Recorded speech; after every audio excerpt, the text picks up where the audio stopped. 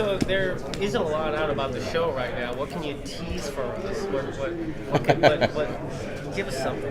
Yeah, well, I mean, Helix is about a team of CDC researchers that flies to the Arctic Circle to explore a mysterious outbreak. But what becomes clear relatively quickly is there's nothing at all ordinary about this virus. There's, in fact, something very different going on at the base. And when that becomes clear, the stakes will radically heighten in some pretty interesting ways. So. When you're talking about like a story, like storyline, can you give us like, for instance, like I mean, with sci-fi, there always seems to be like a little romance or something. I mean, because this is like kind of like a serious topic. I mean, are we going to get any of that? Yeah, we're going to get a little bit of it. I think we've constructed a really interesting love triangle.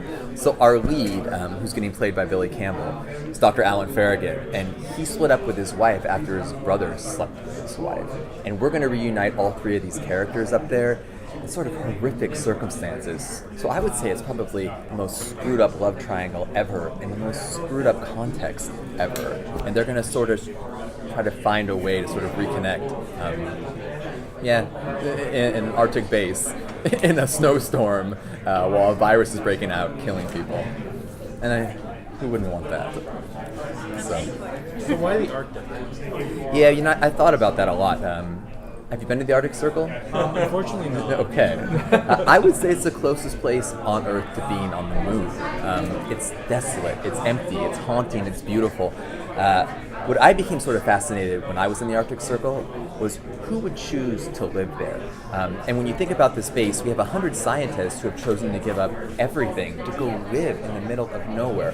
What kind of person does that? So I think we've really populated the base with interesting characters. I mean, that was part of it.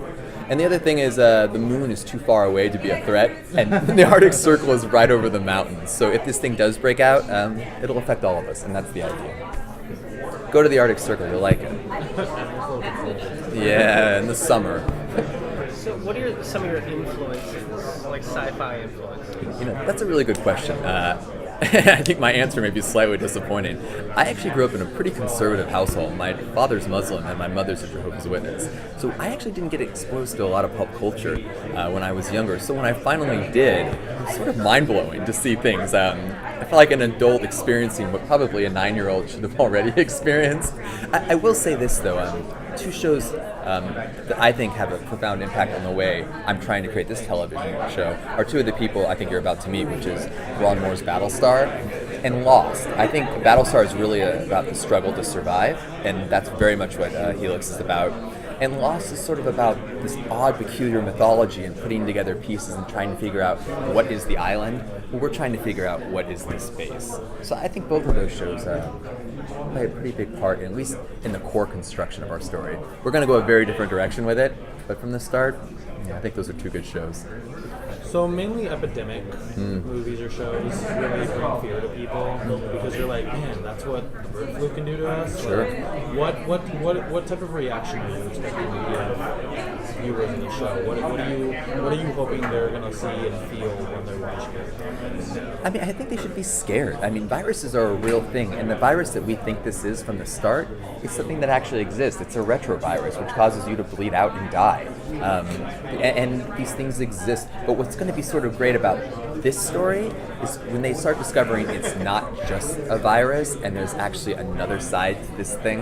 I think there's going to be a lot of conflicted emotions about how to feel about it. And that's something we're going to play up a lot. I mean, the title Helix itself is about the duality of sort of our storytelling, and there's definitely going to be a second side to this virus. And I think that's part of the mystery. And I think the reveal will be fun.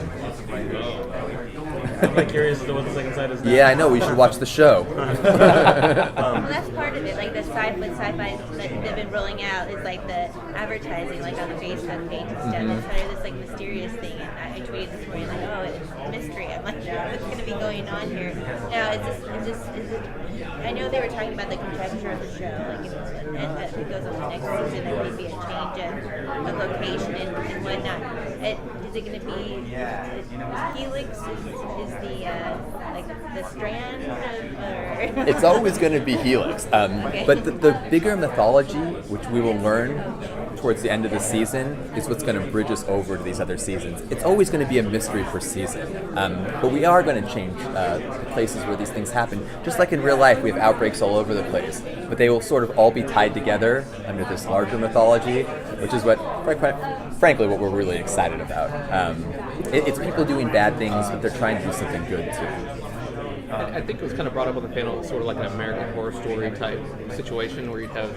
So do you anticipate the cast will be different for the second season? That's a really good question. We won't know about that. Well, we know it, but you won't know. People will die. It's a virus. And that's part of the fun of playing this kind of story. But I'm going to actually not answer that question. So if that's all right. We tried the last guy too. Same answer? Oh, yeah. Now you'd mentioned Battlestar and Lost, and both of those shows dealt with flashbacks, especially Lost. Would Helix dive into that, or not so much because it's... We're going to do it in a very different way. We're going to do hallucinations. It will serve some of the same effect, but I would say that a hallucination is a projection of what you want to see and what you're scared of, which to me is very different than a flashback. Bless you.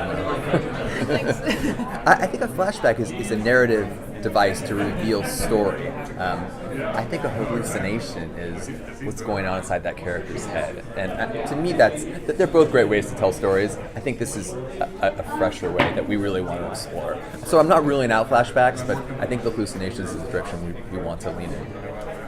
Great. So, Thank good. you. Awesome. Thank you.